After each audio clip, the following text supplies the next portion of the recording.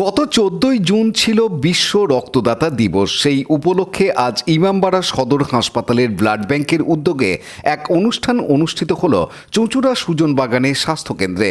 এদিনের অনুষ্ঠানের শুভ সূচনা করেন ব্লাড ব্যাংকের ইনচার্জ ডাক্তার স্বরূপ সাধু নিজে রক্তদান করে।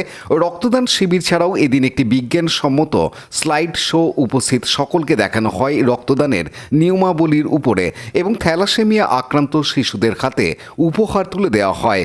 সম্বর্ধনা জানানো হয় রক্তদান আয়োজক বিভিন্ন ক্লাব প্রতিষ্ঠানকে ও 25 বার বা তার বেশি এখনও পর্যন্ত রক্তদান করেছেন এমন রক্তদাতাদেরও সংবর্ধিত করা হয়।